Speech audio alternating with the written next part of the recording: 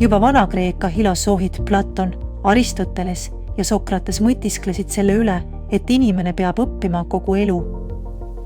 Erinevas vanuses tehakse seda erinevalt, nagu nad tähele panid. 19. sajandi esimesel poolel võttis Vana-Kreeka filosoofidest innustust saanud Saksa gümnaasiumi õpetaja Alexander Kapp esimest korda kasutusele mõiste andragoogika.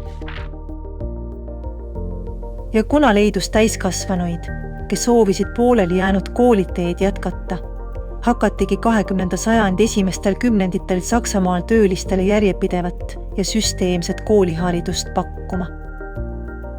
Millised on andragoogika ja pedagoogika ehk laste õpetamise erinevused? Andragoogikas pannakse rõhku õppimisele ja pedagoogikas õpetamisele kui teadmiste ülekandmisele. Täiskasvanuharidus on kunst ja teadus, mis abistab täiskasvanul õppida. Milline on täiskasvanud õppija? Teda on võimalik motiveerida siis, kui ta tunneb vajadust, mida saab õppimise kaudu rahuldada.